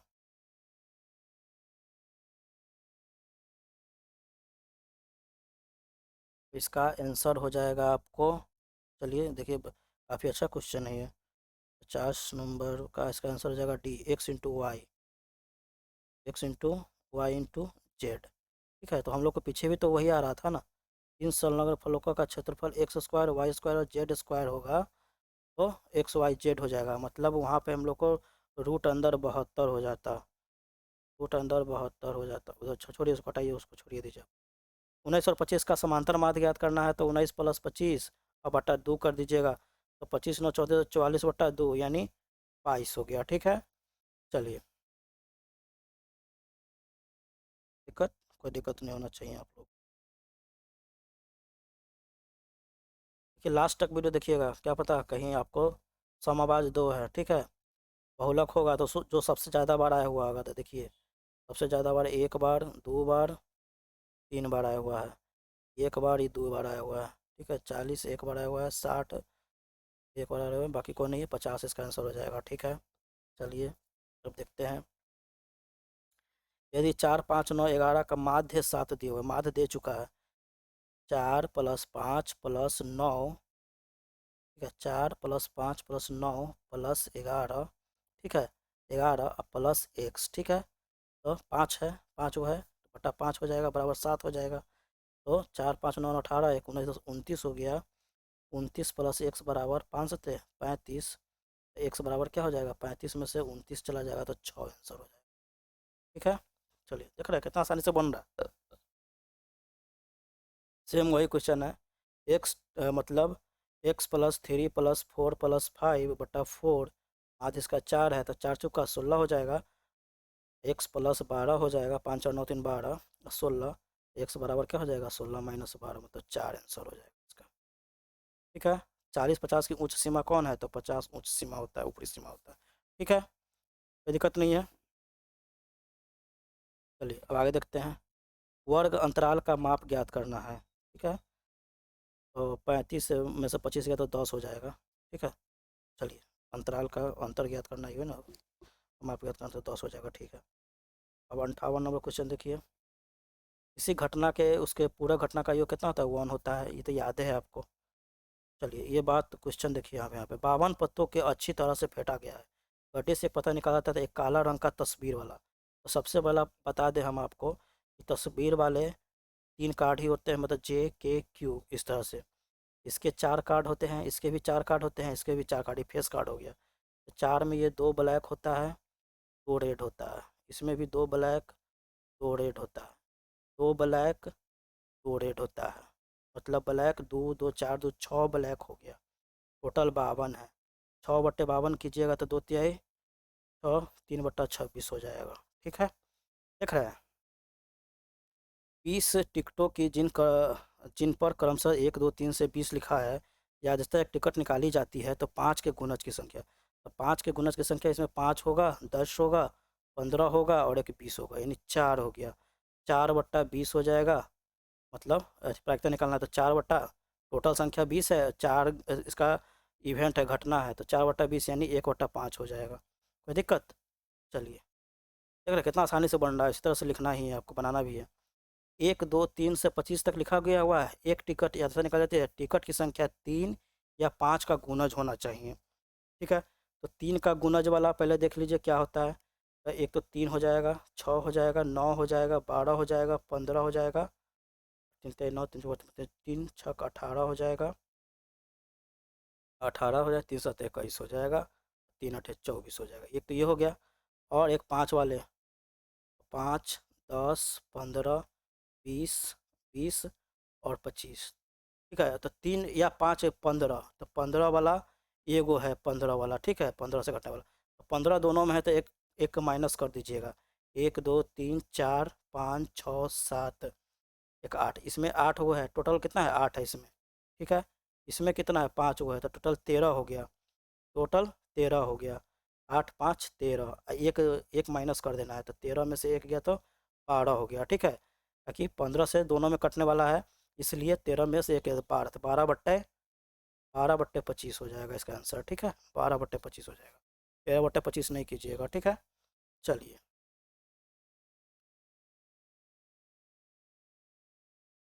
चलिए अब आगे देखते हैं। 62 नंबर। 8 लाल गेंद है, 2 काला है एवं 5 सफ़ेद गेंद है। एक गेंद यादृच्छिकता निकाली जाती है, तो उस गेंद को काला न होने की क्या प्रायिकता है? ठीक है, काला न होने की प्रायिकता। तो काला नहीं चुनना है, मतलब लाल और सफ़ेद तो चुनना होगा। तो 13 बट्टे क्या हो जाएगा, 8 2 10 5 15 टोटल है, तो 13/15, ठीक है। देख रहे हैं कितना आसानी से है। देखिए एक थैले में 3 उजले 4 लाल एवं 5 काले गेंदे हैं। एक गेंद निकाला जा रहा है, तो निकाले गए गेंद के न तो काला होगा न उजला होगा। न काला न उजला मतलब 4, कहीं लाल होने का प्रायिकता होगा, मतलब 4। अब बट्टे टोटल कितना है, 4 3 7 5 12, 4/12 यानी 4 तिया 12, 1/3 हो जाएगा इसका आंसर, ठीक है। प्रायिकता हो जाएगा। प्रायिकता के भी क्वेश्चन खूब रहते हैं ऑब्जेक्टिव में, ठीक है।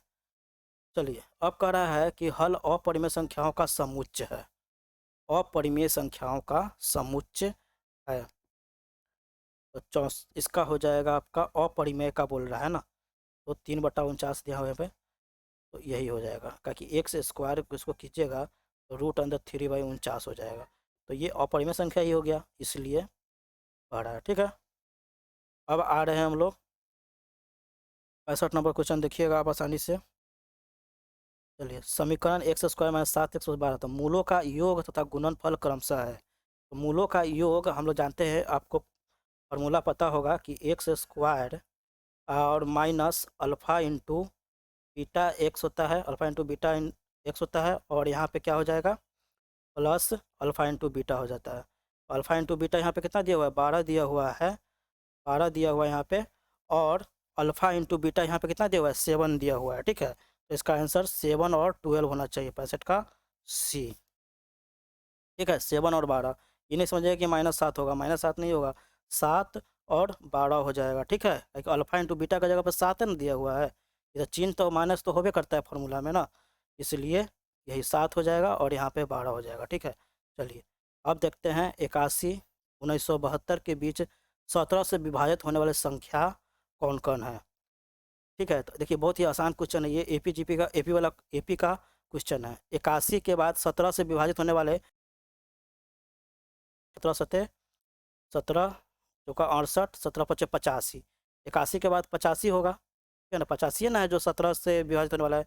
85 के बाद 102 हो जाएगा, इस तरह से इस तरह चलते रहेगा। और अंत में देखिए 1972 से कम, या ये 1972 को काट के देखिए, 1972 अगर 17 से कट जाएगा तो देख लीजिए यहाँ पे 17 एकम 17, ठीक है, 2 17 एकम 17 10 17 चौक 2, मतलब 116 बार में ये कट जा रहा है, मतलब 1972 भी इसमें होगा। तो यहाँ पे लास्ट संख्या दिया हुआ है और प्रथम संख्या दिया हुआ है, ठीक है। तो इससे विभाजित होने वाले, तो हम क्या बताए थे कि अगर पहला संख्या दिया रहा है अंतिम संख्या दिया रहा है तो उसको कुछ नहीं करना है।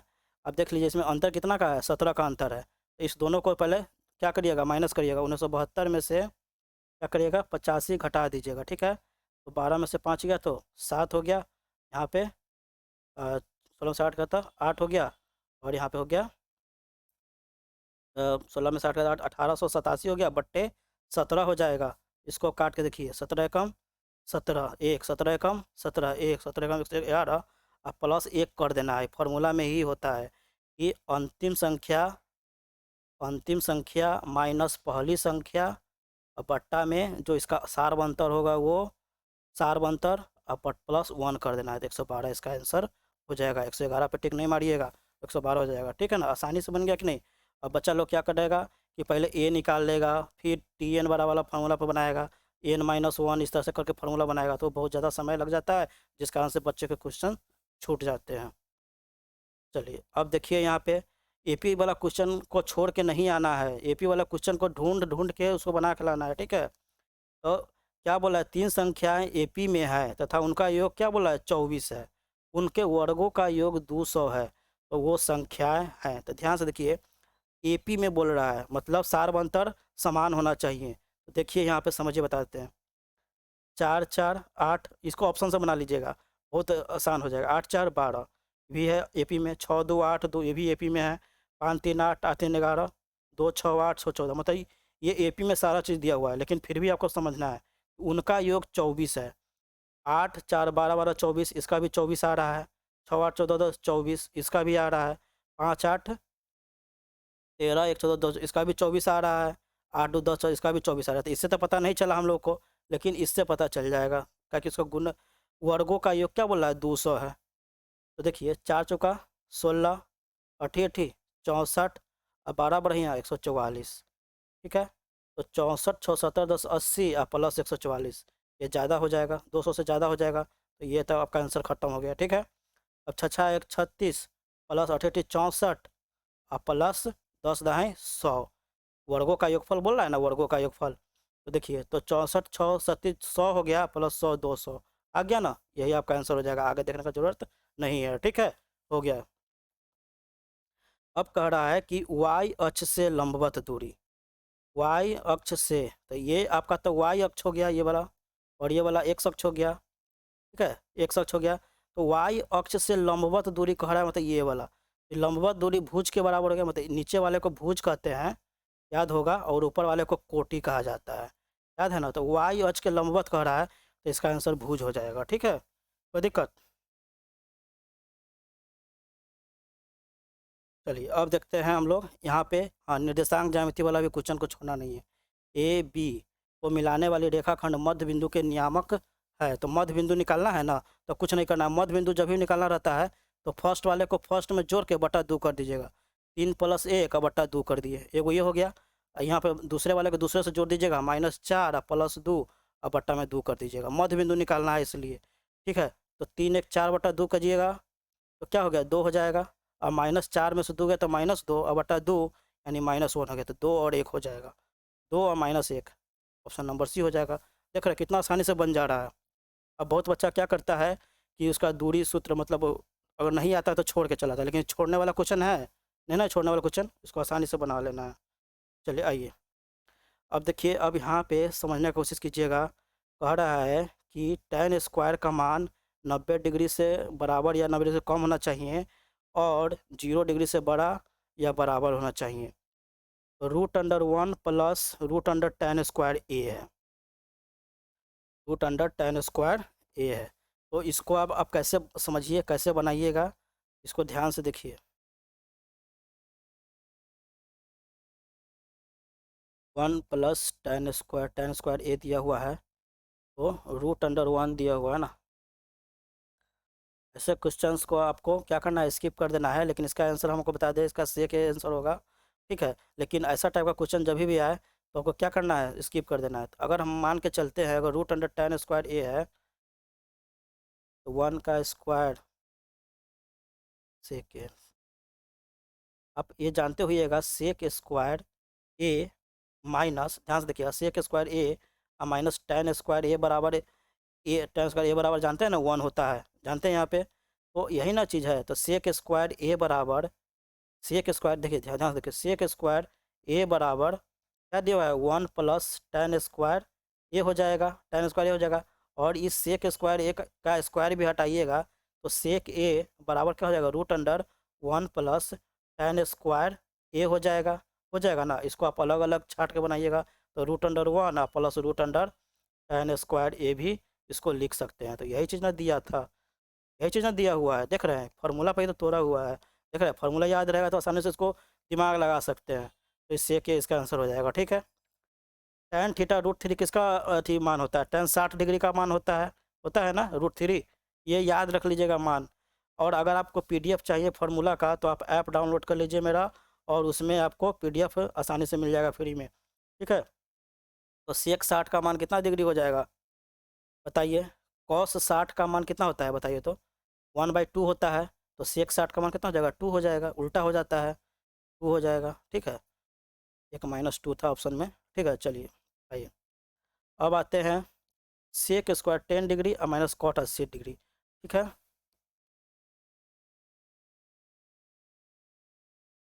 चलिए अब देखिए यहाँ पे, तो यहाँ पे देख सकते हैं, तो इसका आसानी से आप समझ लीजिए। सेक स्क्वायर, अब अभी अभी हम बताए हैं कि कॉट स्क्वायर चेंज हो जाएगा किस में, tan स्क्वायर में। तो यहाँ पे ध्यान से देखिएगा, कॉट स्क्वायर 80 डिग्री दिया हुआ है, मतलब यहाँ पे tan स्क्वायर में तो चेंज हो ही जाएगा। तो यहाँ पे सेक स्क्वायर में तो 1 होना चाहिए था इसका आंसर ना। 72 का देखिए, कॉट स्क्वायर जो है आपका, tan स्क्वायर 10 डिग्री में चेंज नहीं हो जाएगा, हो जाएगा। tan स्क्वायर मतलब यहाँ पे आप अगर करते हैं cot square 90 - 10 degree, 90 - 10 degree, cot square 90 - 10 degree करते हैं, 90 डिग्री -10 डिग्री करते हैं, तो tan स्क्वायर 10 डिग्री तो हो ही जाएगा। और सेक स्क्वायर tan स्क्वायर मतलब 1 हो जाता है। इसमें ऑप्शन में आपको नहीं दिया हुआ है, लेकिन इसका आंसर 1 होगा, ठीक है। चलिए, यदि अल्फा बीटा द्विघात समीकरण कितना है, तो मूल हो तो निम्नांकित में से अल्फा प्लस बीटा बराबर होगा। तो अल्फा प्लस बीटा बराबर आप जानते नहीं है, -b/a होता है, या -b की जगह पे -b लिखिए, और ए बट्टा में ए तो रहेगा ही, मतलब b/a हो जाएगा इसका आंसर, ठीक है। देख रहे हैं, देखिए सर जी, समांतर श्रेणी दिया हुआ है 10, 7 और 4 का तीसरा पद बराबर है, किसके बराबर है? तीसरा पद जो बोल रहा है ना, मतलब a + 29d कह रहा है, a + 29d मतलब तीसरा पद हो गया। अगर 31वां पद कहता तो a + 30d हो जाए, एक कम, ठीक है। अगर 72वां पद कहता तो a + 71d हो जाता, एक कम। तो वहीं पर तीसरा पद है तो a + 29d हो जाएगा। a कितना है, 10 है, +29 हो गया, और डी का मान देखिए माइनस में है, यहाँ पे माइनस जा रहा है, -3 -3, तो यहाँ पे -3 लिखिएगा। तो 10 और -87 यानी -77 आंसर हो जाएगा आपका। कोई दिक्कत? समांतर श्रेणी का 10वां पद कितना है, तो अभी ना बोले तीसरा पद रहेगा तो एक कम करके लिखना है। तो 10वां पद है तो a + 9d नहीं लिख लीजिएगा, ए कितना है, 2 हो जाएगा, और +9d तो 9 × यहाँ कितना श्रेणी, 5 है, तो 9 × 5 यानी 9×5 = 45, तो 2 + 45 किए तो 47 हो गया। कोई दिक्कत? इतना आसान है, इस सब क्वेश्चन सबको छोड़ के आइएगा आप, बताइए तो। एपी वाला तो एको क्वेश्चन छोड़ के नहीं आना आपको। कौन सा पद शून्य बोल रहा है, 21 में से 18, 3 यानी -3 का अंतर है। कौन सा पद शून्य है, कौन सा पद शून्य है, ध्यान से देखिए, कौन सा पद शून्य है। चलिए समझ समझ लीजिए कि अंतिमवा पद मान के चलते हैं कि शून्य होगा, एक तरह से मान के चलते हैं। Tn बराबर होता है a + n - 1 × d होता है, ठीक है। तो कौन सा पद बोल रहा है शून्य होगा? Tn को हमारे थे कि अंतिम में पद क्या है, शून्य है। a का मान 21 दिया हुआ है, +n - 1, ठीक है। हाँ, तो ये d का मान कितना है, -3 है ना, -3 है। तो यहाँ जीरो में से माइनस, तो -21 हो जाएगा, अब बट्टा में -3 हो जाएगा, बराबर n - 1 हो गया, -1 हो गया, तो 3 × 7 + 1 यानी 8वां पद जो हो जाएगा आपका, यानी n - 1 बराबर आपका 7 आया, तो n बराबर क्या हो जाएगा, 7 + 1 यानी 8वां पद आपका हो जाएगा, शून्य हो जाएगा। कोई दिक्कत? देखिए ये भी एपी का क्वेश्चन 77 नंबर, काफ़ी इंपॉर्टेंट क्वेश्चन है। ऐसा क्वेश्चन आपको देखने को मिलेगा कि 1 से 100 तक सभी प्राकृत संख्याओं का योग बताएं। देखिए ऐसे क्वेश्चन को फार्मूला होता है प्राकृत संख्याओं का, अगर लगातार प्राकृत संख्याओं का योगफल जो होता है ना, n × n + 1/2, ठीक है। तो यहाँ पे n कितना दिया है, 100 दिया हुआ है, अंतिम संख्या 100 दिया हुआ है, 100 × 101/2, तो यहाँ पे 50, 50 में 101 से गुना करेंगे तो 50 50 आएगा, ठीक है। ट्रिक है, किसी भी संख्या में अगर मान लीजिए 2 अंक वाले किसी भी संख्या में अगर 55 मान लीजिए, इसमें 101 से गुना कीजिएगा तो सीधा 55 55 लिख दीजिएगा 2 बार। 66 दिया रहेगा, 101 से गुना कीजिएगा, 66 66 लिख दीजिएगा। ये ट्रिक है 101 से गुना करने का, ठीक है। चलिए 0 और 50 के बीच विषम संख्याओं का योग कितना है? तो 1 से तो स्टार्ट होगा, 1 3 5 से स्टार्ट होगा और 49 तक जाएगा, ठीक ना? तो इसमें जान रहे हैं आप कितना? 25 से इसमें पूरा टोटल संख्या कितना होगा? एन बराबर कितना दिया हुआ है? 25 दिया हुआ है। एन बराबर 25 दिया हुआ है, ठीक है। तो हम लोग जान रहे हैं, देखिए कैसे निकाले इसको। 25 वो दिया हुआ है, 49 में से एक गया और बटा दो, सॉरी दो, हाँ दो दो का अंतर है, बटा दो और प्लस वन, तो 48 बटा दो मतलब 24 और प्लस एक यानी 25 टोटल संख्या है इसमें, ठीक है। तो हम जानते हैं योग एस एन बराबर N by two into two A plus N minus one into T. चलिए तो इस पर बन जाएगा फार्मूला पे। तो एन एन कितना दिया हुआ है? 25 दिया हुआ है, बटा दो हो जाएगा, टू गुन्ने वन हो जाएगा, प्लस 25 माइनस एक हो जाएगा और गुन्ने दो हो जाएगा, क्योंकि इसका सार्वंतर दो है। तो देखिए 25 बाई दो, दो हो जाएगा, 24 दूनी 48, तो 48 दो 50, ठीक है। तो 25 बटा दो गुन्ने 50 यानी दो से 25 बार में कट जाता है, 25 गुन्ने 25 की जगह तो 625 हो जाएगा, यही होता है, ठीक है।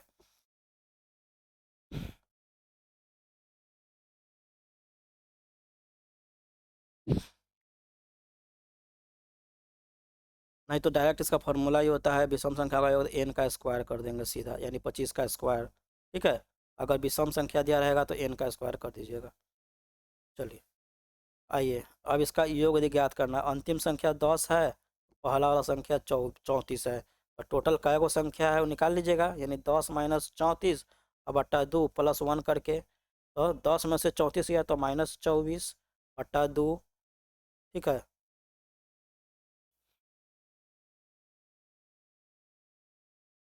तो -24, एक मिनट, इसको कैसे निकालिएगा?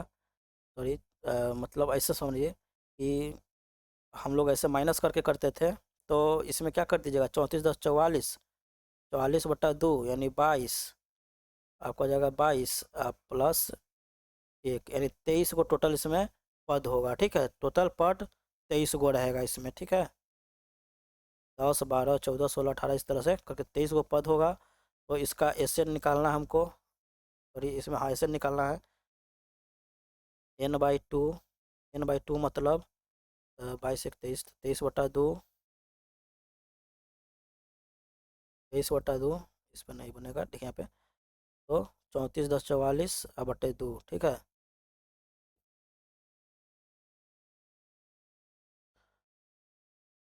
44, हाँ तो 10 में से -34 में 24, एक मिनट। यहाँ पे क्या करिएगा आप कि हम लोग जानते हैं कि इसका जो संख्या निकालते हैं हम लोग, क्या करते हैं 10 में से -34 करते हैं, मतलब ये अंतर अंतर करते हैं, बट्टा यहाँ पे क्या -2 का अंतर है सब में, यहाँ -2 लिखिएगा। तो 10 में से 34 का तो -24 हो जाएगा, -2 हो जाता है, यहाँ से ख़त्म, तो 2 12 हो गया, ठीक है। 12, तो 12 हो गया, इसमें एक जोड़ देना होता है तो 13 गो, टोटल पद इसमें 13 गो हो गया, ठीक है। और इसका योगफल निकालना है, तो आप योगफल कैसे निकालते हैं, n/2 into 2a plus n-1 into D. N यहाँ पे कितना है, 13 है, तो 13 बटे दो और दो और गुन्ने, दो गुने क्या हो जाएगा यहाँ पे 34 प्लस 13 माइनस एक अगुन्ने -2 दिया हुआ है डी सार्वंतर, ठीक है। चलिए तो अब देखते हैं यहाँ पे 13 बट्टे दो गुन्ने 34 दूनी 68 हो जाएगा, प्लस 13 एक 12, 12 गुन्ने -2, ठीक है। तो यहाँ पे हम लोग क्या कर देंगे 13 बट्टे दो, और यहाँ पे आपका हो जाएगा 68 और 12 दूनी 24 यानी -24 हो जाएगा। इस तरह से 13 बट्टे दो कर देंगे, 8 4 4 6 2 4, ठीक है। तो 2 22, 13 दूनी 26 के, 6 8 में 2, 13 26 2 28, यानी 286 आपका इसका आंसर हो जाएगा। देख लीजिए बन गया कि नहीं बन गया आसानी से। अगर हम लोग इसका पद निकाल लेंगे तो पद निकालने में करता है हम लोग को कि अंतिम संख्या में से पहली संख्या घटाकर बट्टा दो कर देना है और प्लस एक जोड़ देना है। चलिए 24 पदों का योग क्या, प्रथम 24 पदों का योग क्या होगा? इसका एनवा पद आपको दिया हुआ है, यानी 3 + 2n, nवा पद दिया हुआ है 3 + 2n, ठीक है। चलिए, ये n बराबर दिया हुआ है 3 + 2n, ठीक है। तो अब ध्यान से देखिएगा, इसमें 24 पदों का मतलब 24 पदों का योग क्या दिया हुआ है। nवा पद आपका an दिया हुआ है, मतलब कहने का मतलब है प्रथम 24 पदों का योग निकालना है इसमें ना। तो an बराबर दिया हुआ 3 + 2n, यानी आप ऐसे कर सकते हैं कि अगर n के जगह पर 1 रखते हैं तो 3 प्लस क्या हो जाएगा, 3 + 2 गुने 1, यानी 3 + 2 यानी 5, यानी पहला पद 5 हो गया। फिर उसी तरह दूसरा पद निकालिएगा, अगर a2 बराबर तो 3 + 2 गुने 2 यानी 7 हो जाएगा, 7। फिर 3 बार निकालिएगा तो 6 3 9, 5 7 9, इस तरह से करते करते 24वां पद अगर निकालिएगा आप तो क्या हो जाएगा, 3 + 24 दूनी 48, 3 51, अंतिम में आपका 51 आ जाएगा, ठीक है। तो 5 7 9 इस तरह से आ गया। अब कह रहा है इसका योग निकालना है, तो 24 को तो टोटल पद देवे किया हुआ है, ठीक है। तो हम लोग जानते हैं SN बराबर n/2, ठीक है। SN बराबर होता है n/2 into 2a + n-1 into t। इससे बढ़िया क्वेश्चन आपको कहीं नहीं मिलेगा, मतलब ऐसा क्वेश्चन आबे करता है एग्जाम में। तो आपको 24/2 लिखना है, यहाँ पे 2 गुने 5 लिखना है, n-1 करना है, 24 - 1 इंटू 2 कर देना है, क्योंकि दो दो का सब में गैपिंग है, 2 गुने 5 है, ठीक है। तो यहाँ पे 24/2 मतलब 12 इंटू 10 प्लस 24 तेज दूनी 46, तो 46 तो 56 गुने 12, यानी 56 गुने 12 कीजिएगा तो 12 छक 72 के 2 हाथ में 60, 12 पंचे 60, 7 68, 672 इसका आंसर हो जाएगा। कोई दिक्कत, कोनो दिक्कत नहीं है। चलिए, किसी त्रिभुज के दो कोनों का योग तीसरे कोण का बराबर है, यदि दो कोनों का अंतर 50 डिग्री है तो अब त्रिभुज के कोण है। तो देखिए, इससे निकाल लीजिएगा आप, दो त्रिभुज का दो कोनों का अंतर 50 है, दो कोनों का अंतर 50 है, तो इसी में ना दो कोण का अंतर 50 दिया हुआ है आपका, बाकी किसी में दिया हुआ है नहीं दिया हुआ है, तो बस यही हो जाएगा आपका, ठीक है। त्रिभुज का कोनों का योग कितना था, 180 डिग्री होता है। जोड़ लीजिए तीनों को, 90 70 160, अब इस 180, ठीक है। चलिए, 82 नंबर क्वेश्चन देखिएगा। दो समरूप त्रिभुज के क्षेत्रफल का अनुपात किन्हीं दो संगत भुजाओं के अनुपात में हो तो तो तो यहाँ पे क्या हो जाएगा, ध्यान से देखिएगा। तो इसका आंसर हो जाएगा वर्ग, ठीक है। दो समरूप त्रिभुज का क्षेत्रफल का अनुपात इन दो संगत भुजाओं के अनुपात में हो तो वर्ग हो जाता है।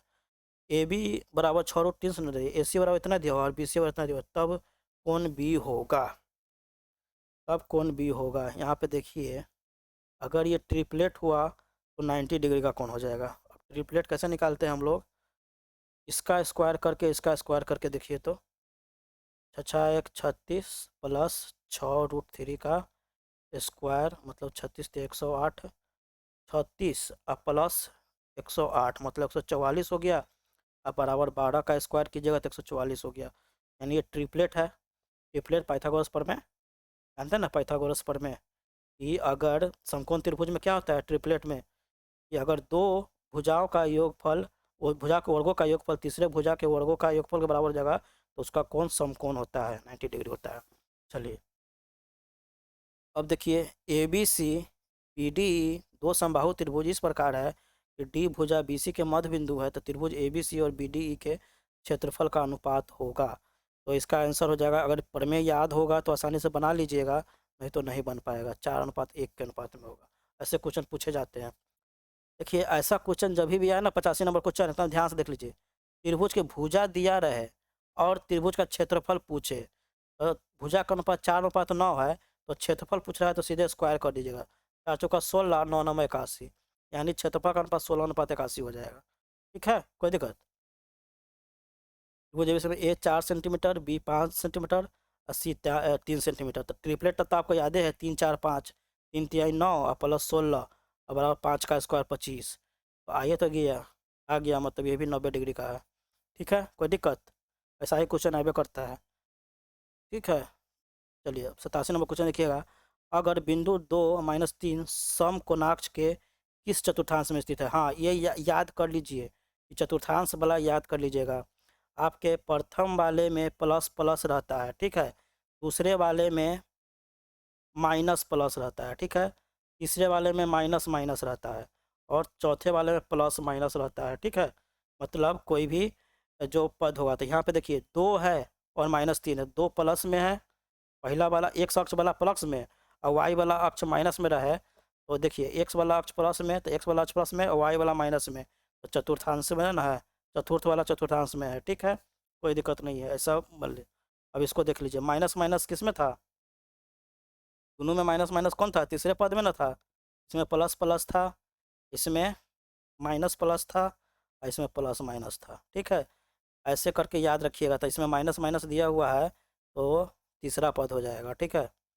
बिंदु दो जीरो निम्नलिखित में से कहाँ स्थित है? बिंदु दो जीरो, तो दो एक्स अक्ष पे है और जीरो वाई अक्ष पे है, मूल बिंदु पे है, तो एक्स अक्ष पे हो जाएगा, ठीक है, एक्स अक्ष पे हो जाएगा, ठीक है।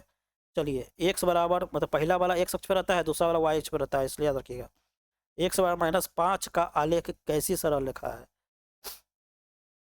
एक्स बराबर -5 की आलेख, तो ये तो आपका हो जाएगा, ये तो मूल बिंदु से जाती हुई है, हाँ मूल बिंदु से जाती हुई है, 90 का सी नंबर में वाई अक्ष के समानांतर है, वो चाह है, बिल्कुल सही बात बोला है। ध्यान से देखिए कैसे बता रहे हैं हम आपको। अगर यहाँ पे एक्स अक्ष में -5 बोल रहा है, तो ये एक्स होता है, ये वाई होता है, ये -x होता है, ये -y होता है, इधर माइनस होगा तो -1 -2 और -3, इस तरह से करके -5 भी होगा कहीं पे, तो इसी के समांतर ना होगा, x बराबर -5, तो वाई अक्ष के समांतर हो जाएगा, बिल्कुल सही है। चलिए ठीक है, अब 91 क्वेश्चन देखिएगा फटाफट। इसका आंसर देखिए, मिलाने वाली रेखाखंड का मध्य बिंदु अभी ना बताए थे कि x1 + x2, x1 + x2 बट्टा 2 और y1 + y2 बट्टा 2, ये इसका मध्य बिंदु निकालने का सूत्र है। y1 + y2 बट्टा 2 ये हो गया, x1 और ये ऑप्शन नंबर बी हो जाएगा। बिंदु 3 2 और -3 2 दोनों अवस्थित है, किस पर अवस्थित है? तो ध्यान से बना लीजिए आप आराम से। यहाँ पे 1 2 3, ये x अक्ष हो गया, ये y अक्ष हो गया, ये -x हो गया और ये -y हो गया, तो यहाँ -1 -2 और -3 हो गया। इधर आप 1 2 और 3, ठीक है, तो इधर चलिए, इधर -1 -2 और -3 होता है। चलिए तो अब देखिए यहाँ पे, तो पहला में क्या है? 3 और 2 है, तो पहला बिंदु 3 और दूसरा y, मतलब ध्यान से देखिएगा, 3 और 2 के सामने, 3 और 2 के सामने, तो यहाँ पे हो जाएगा एक बिंदु, और -3 और 2, -3 और 2 यहाँ पे, तो ये तो x अक्ष के समांतर हो गया, x अक्ष के समांतर हो गया, मीन्स y अक्ष पर है, y अक्ष पे है ये, ठीक है, किस पे है ये? y अक्ष पे है, x अक्ष के दोनों ओर है, हाँ x अक्ष के दोनों ओर है, दोनों ठीक है, x अक्ष के दोनों ओर है, मतलब x अक्ष के दोनों ओर, एक इधर हो गया एक इधर हो गया। चलिए सही बात बोल रहा है। प्रथम पाद में स्थित किसी बिंदु x अक्ष से दूरी क्या कहलाती है? ठीक है, तो इसका तो कोटि कहलाएगा, x अक्ष से दूरी कोटि कहलाता है और y अक्ष से दूरी भुज कहलाता है, ठीक है, y अक्ष से दूरी भुज और x अक्ष से दूरी कोटि कहलाता है। चलिए फटाफट हम लोग कर रहे हैं। इसका मान 0 के बराबर है, तो cos 90 का मान 0 के बराबर है, ठीक है। इसका मान √3 के बराबर है, तो यहाँ पे sin 30 का मान तो 1/2 होता है, cos 30 का मान √3/2 के बराबर है, ठीक है, ये सब याद रखना होगा। इसका मान 1/√3 के बराबर है, 1/√3, tan 30 का मान 1/√3 होता है। चलिए 1 - cos square theta plus 1 + cot square theta बराबर क्या हो जाएगा? तो 1 + cos स्क्वायर थीटा हम लोग जानते हैं, 1 - cos theta sine square theta होता है, और गुने 1 + cot स्क्वायर थीटा बराबर जानते हैं cosec स्क्वायर थीटा होता है। अगर फार्मूला याद नहीं है तो बड़ा दिक्कत है आप लोग को, फार्मूला का PDF आपको मेरे ऐप पे मिल जाएगा, आप ध्यान से देख लीजिएगा। तो cosec स्क्वायर थीटा को हम लोग साइन स्क्वायर थीटा में बदल सकते हैं, साइन स्क्वायर थीटा यहाँ पे दिया हुआ है, इसका हो जाएगा 1/sin स्क्वायर थीटा, मतलब कट जाएगा तो 1 आंसर हो जाएगा, ठीक है। कॉसेक थीटा बराबर √10 है, तो सेक थीटा बराबर क्या हो जाएगा?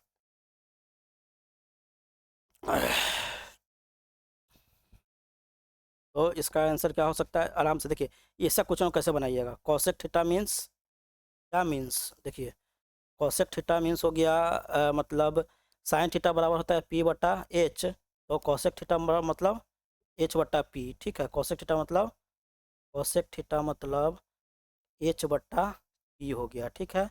एच बट्टा पी मतलब √10/1, ठीक है, √10/1। तो यहाँ पे देखिए, तो इसका अगर हम लोग निकालेंगे तो √10 का स्क्वायर -1 का स्क्वायर यानी 10 -1 यानी 9 यानी 3 हो जाएगा। तो बी हो गया ये, हमको सेक थीटा निकालना है। सेक थीटा बराबर होता है बी बट्टा एच, बी का मान आया है 3, और सॉरी एच बट्टा बी होता है, एच बट्टा बी होता है सेक थीटा का मान। तो यहाँ पे √10 हो गया और बट्टा 3 हो गया, तो √10/3 ऑप्शन नंबर बी हो जाएगा, ठीक है। ऐसे निकालना है।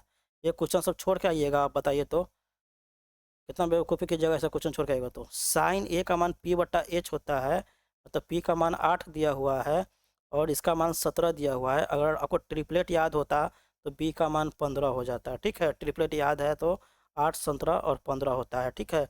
याद रखिए। तो कॉट ए का मान कितना हो जाएगा, कॉट ए बराबर होता है बी बट्टा पी, ठीक है। कॉट ए बराबर हो गया बी बट्टा पी, तो 15/8 हो जाएगा। tan 49 डिग्री या कॉट 41, तो 1 हो जाएगा सीधे, ठीक है। ये बात समझ गया। कॉट 41 क्या है, tan 49 में नहीं बदल जाएगा, 49 में बदल जाएगा, तो इसलिए 1 हो जाएगा।